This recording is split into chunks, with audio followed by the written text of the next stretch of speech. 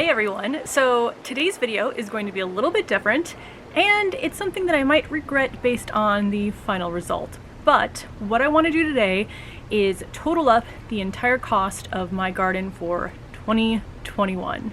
So there's a few reasons I wanted to do this. First, I just like to track my purchases in general. I update my budgets on a weekly basis just to keep track of how much I'm spending. But also I always hear that you can save so much money by having a garden, which in my mind, at least for me in my garden, I don't think is true, just based on the number of plants that I tend to kill each year. But definitely when it comes to things like groceries, what I have up here in no way saves me any sort of money on groceries when I get, maybe a couple onions here and there, a handful of berries like once a week. So although I love having fresh produce from the garden, I don't think it actually saves me any money. Where I potentially might be saving money, although I didn't really get bouquets that regularly anyway, but I've basically been able to have floral bouquets pretty consistently throughout the growing season. So if I was somebody who spent money on bouquets, which I'm not typically, then yes, it would be cheaper just to grow all the flowers in my garden.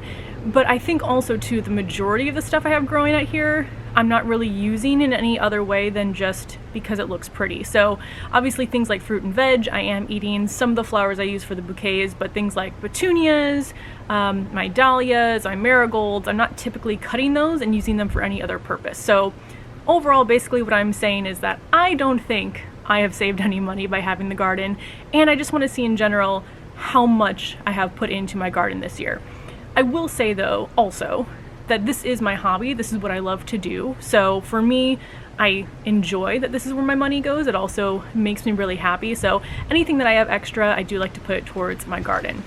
So how we're going to go about doing this is, I have my laptop right here, so I may be looking down at this fairly often throughout the video, but basically what I've done is, as I mentioned, I do track all my purchases throughout the year. So I've just made a notation every time I've gone in and updated something in my weekly budget. I've put garden next to it, and I put all those in one spreadsheet. I haven't totaled it up yet or anything. I'm going to do that with you during this video, but at least in general I have kind of an overall idea on a weekly basis how much I'm spending towards anything that has been garden related. So I'm gonna go through this with you.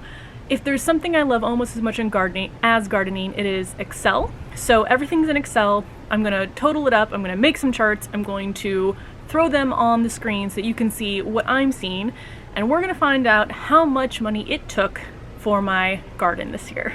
So a little bit of a note on things I am and am not counting. So in my garden, what I already know is probably the most expensive are these raised beds. So I have 4 total raised or / elevated beds. This one right here I've had for 3 years now, I think, so I'm not going to count it because it wasn't something that I purchased specifically for the garden this year. However, my other 3 raised beds, I think I purchased 2 near the end of the growing season last year, and then the third one, so the final one of the 4 total, I think I actually purchased with the holiday sale last year. So I am going to count those 3 since this is really the first year that I've had them to garden in. And I'm actually not sure if I even set up the 2 until this year. Either way, 3 of the 4 raised beds are getting included. Other things that are or are not getting included, so I did count up all the seeds that I ordered. Even though I ordered them last year, I planted them this year, so those are getting counted in the totals, but the seeds that I've ordered this fall for next year are not. So I hope that makes sense. Also, anything that I've had for a few years as well, like watering cans, hoses, if I didn't purchase it for the garden this year, but even if I used it, I'm not going to count it towards the total. So this is just what I've spent on things that I'm really using in the garden for the first time this year. So let's go ahead and get started. Okay, so like I mentioned, I have been making a notation every time I saw a garden purchase when I do my regular weekly budget updates. They're now all in one Excel spreadsheet. And then what I did is I went through all of the individual purchases and kind of saw what they had in common as far as categories. That way, instead of looking at an individual list, I was able to group them together and see how much I'm spending in each category. So a few things overall. I think in general when looking at this, I thought I purchased more than I did, or more times than I did, so I guess that's good that I surprised myself by having fewer purchases than I thought I did. But the categories I was able to group all of them into were, let's see, 1, 2, 3, 4, 5, 6, 7 total categories. And they are containers, so that includes raised beds, that includes grow bags, that includes any terracotta plastic pots. Basically anything that I put a plant in is underneath containers. I have irrigation, which I think the only thing I purchased for this year was the drip kits. But if there had been anything like hoses or watering cans, I would have included that as well. But I'm pretty sure the only thing that I have in here for irrigation related things is the drip system. Then I had seeds, which those are seeds. Plants, I did want to break those out so I could see the difference between how much I spent on seeds versus how much I spent on plants. Soil, which I think as a container gardener is definitely an added cost that those of you who have yards that you can just plant in might not see in your garden. So that is an additional cost of being a container gardener, is that we don't have soil, at least I don't have soil to go and grab because I don't have a yard. So I do have to purchase the soil. But that's making me think I'm going to see if there's some sort of free resource for soil for next year if I need it. I will say too, I also reuse the majority of my soil, but since I got a lot of new containers this year, mostly the raised beds, this is the largest garden I've had ever. I did have to get a lot of soil, but hopefully the cost for next year will be cheaper since I'll be reusing and refreshing the soil that I have now. Sorry for the tangent. Then I have fertilizer, which is used to refresh the soil and just keep my plants healthy. So that includes things like compost and then just like liquid fertilizers, granule fertilizers that I've purchased throughout the year. And then last is equipment. So that's kind of anything else outside of like irrigation that I might need to purchase. So if I had bought pruners, which I don't think I did this year, any other tools like that, I grouped that together into equipment. So let's start off with containers. So containers, it turns out, was the most expensive category. Again, that wasn't something that surprised me because I knew that I had gotten the majority of the raised beds for the garden this year. The good thing is that going forward, I will be able to continue to use them and they won't be a recurring cost. It'll just be a one-time cost for kind of the original setup of the garden. But the total for containers came in at $620.95. So I'm pretty sure, actually I have this right here, the individual raised beds. So the 3 raised beds that I got came up to $549 of that $620. So if I subtract the raised bed cost from the container cost, that means I only spent $70.99, so basically $71 on everything else. And the majority of that was grow bags, and those are very, very cheap. So it makes sense that the largest portion of my container spend for this year was going towards the raised bed. And just because I'm curious what percentage that is, the $549 out of the $620.95, it's about 88%. So yeah, majority of that spend is from the raised beds. Next category, going down the list, I'll just go with irrigation. So that came to $180.55, which looks like it's about the 4th most expensive category that I have. And like I mentioned, I know in that one I have my drip systems. So I have this one in this garden here. There's one in the other garden, but also the timers for the systems. Again, that's something that'll be a one-time cost, hopefully. I might have to buy additional pieces like to expand the drip system, but I've got the bulk of that for this year, and I'll be able to reuse that going forward. So I'm already interested to see what the cost for next year will be. Hopefully cheaper. Next in the category was seeds. That came in at $93.73. That's definitely where I think I've had the largest cost savings. This is the first year that I did a lot of seeds. Typically in the past, I think I've picked up a few seeds from Home Depot, but last fall I made an actual effort to buy seeds, mostly from Johnny's Seed, for the plants that I wanted to grow. So I think even the plants that are taking up the majority of room in my garden, so like my giant zinnias, my giant marigolds, my gomphrena, the dahlias I included in this because they were tubers. I didn't purchase like an actual full plant. I think they had the largest impact, and it's definitely worth the cost because when you break it down, it's probably a couple dollars, if that, per plant that I started as seed. So I'm definitely doing more seeds versus plants next year. I also feel like they just did better in the garden. So yeah, more seeds for next year for sure. For plants, it was $304. So you can see even the difference there between how much I spent on seeds versus plants. I'm hoping next year it'll be a lot less on plants themselves. So I'm trying to think things like my raspberry plant, my blueberry bush plant, strawberry plants, I bought those. Rhubarb was seed. Oh, hydrangeas, those were all plants. Those probably were where I had the highest spend for my plants, was with the hydrangeas. But a lot of the flowers that I just kind of had to fill in, those were purchased as plants. Also a lot of like just the general decor, like mums and things like that, those are plants as well. And I did not include any house plants in this, which I don't think I purchased that many this year, but that was just for plants related to the garden. Next we have soil, and that came in at $241.20. Like I mentioned again, I'm hoping that the cost for that will be reduced by a lot next year, because I think once I remove all the plants, the majority of the containers will still be relatively full, maybe like 3/4 of the way full, and then I'll add compost and then there's just some fresh soil next year. So whatever soil I purchase next year will go a lot further than it did this year. At least that's what I tell myself. We'll see how it goes a year from now when I'm calculating my 2022 garden. Fertilizer, that was $99.53. Like I mentioned, this was both compost and then any other type of fertilizer that I have in my garden. I fertilize on a weekly basis. I also have fertilizer that I use when I'm planting my plants, so things like biotone, bulb tone, those I use when I'm planting. And then the compost I used to refresh the soil. So this will probably be about the same next year, because I'll want to get more compost to refresh the soil in all of my containers. I'll still need to use the fertilizer. I think for the most part, the liquid fertilizers that I use on a weekly basis, those I definitely will be out of by the end of the season, so it's not like I'll have a lot to carry me over into next year. Some of the things like the biotone, though, I might have some left, but I think fertilizer, that's going to be a pretty regular, continuous cost. So something I would like to do is figure out how to compost on my own for next year. So that is something I plan to do over the winter, is figure out how to get a composting system, but then that's more cost going into the system.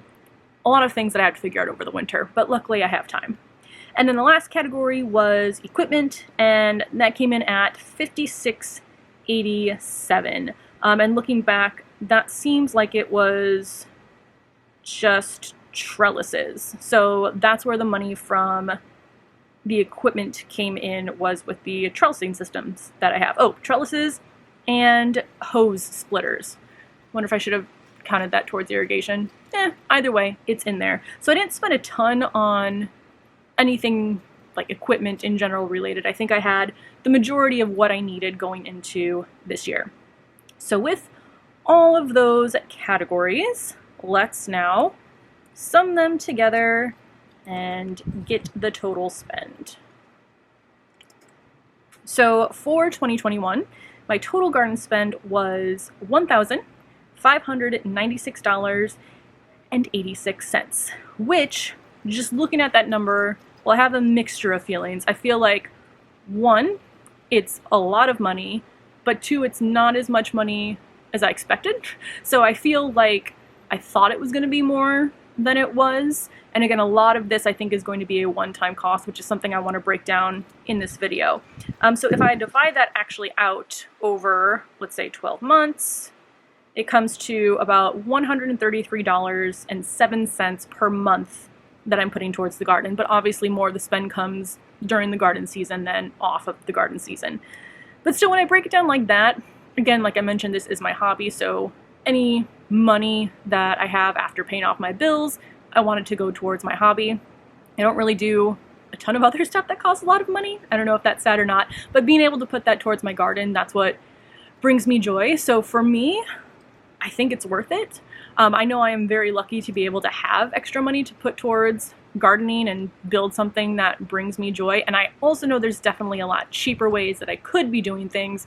For example, if I built my own raised beds instead of purchasing ones that were in a kit that you have to put together yourself, that could save me money. Just not even having those raised beds. If I did every single thing in a grow bag, I would spend a lot less money, because I got the 30-gallon grow bags where I grow my giant tomato plants for think it was about $20 to $25 for a pack of 5. So it came down to $4 to $5 for a giant grow bag, and the large ones that I have I've used for 3 years now, so they last more than 1 year.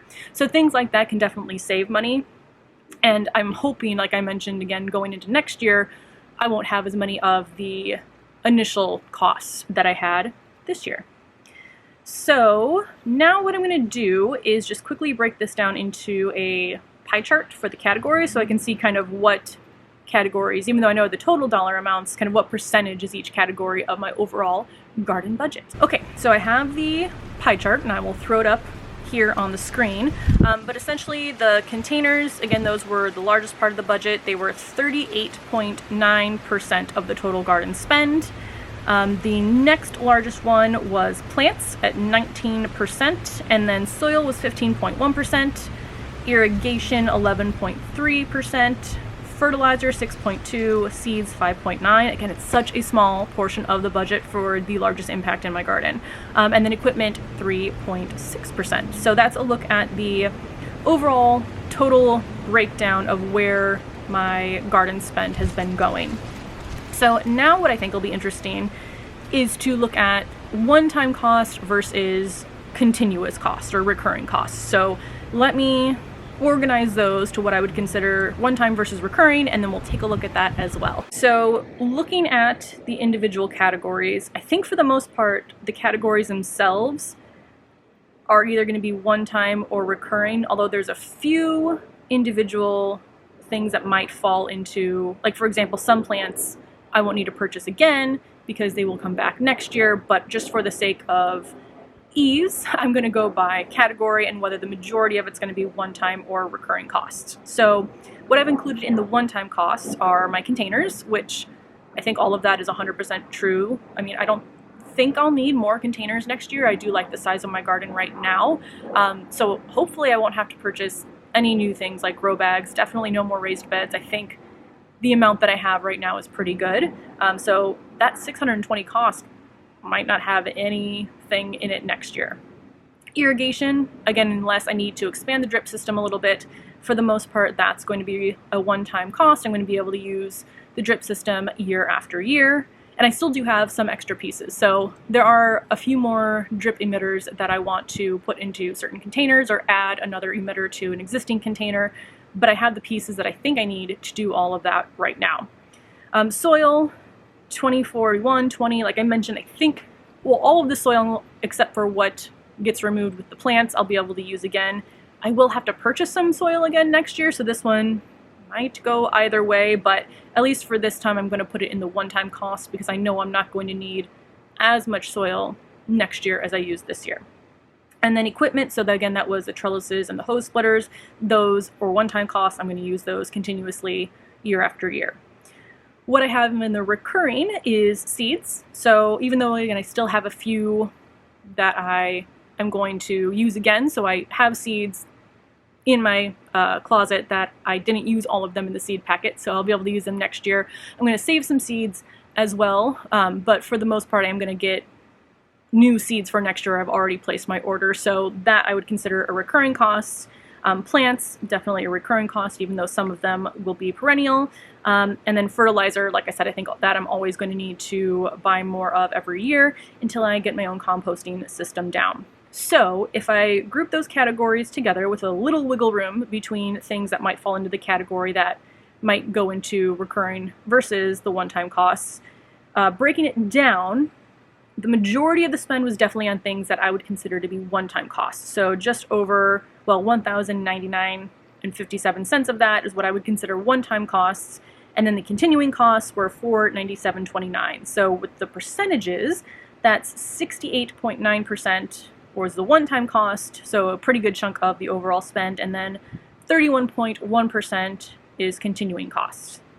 Now, I might go completely crazy and do a ton of new things, like structurally in the garden, although I can't see that happening. Again, like I mentioned, I'm pretty happy with the size that it is, and I don't want to overwhelm myself or the deck next year, so I'm hoping that the cost of my garden for 2022 will be a lot less than it was for this year. Okay, so time for my final thoughts. I think overall, I was surprised it wasn't more money. I think when you look at the total, it does seem like a lot, but then when I broke that down monthly, and then when I look at things like my initial investments, one-time versus recurring costs, I think I'm actually pretty happy with the amount of money I'm spending on a monthly basis going towards my garden, again, because it is my main hobby that I enjoy investing in.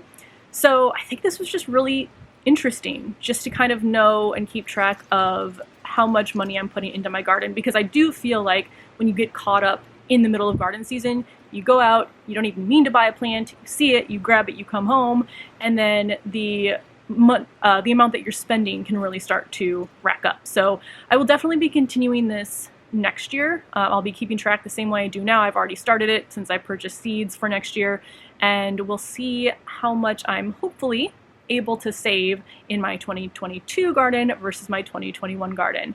But thank you so much for watching. If you do have any kind of cost-saving tips for gardeners, let me know in the comments below. I think that would be great to adopt some of those, but also share any gardening tips that you have to save money. But thank you so much for watching, and I will see you in the next video.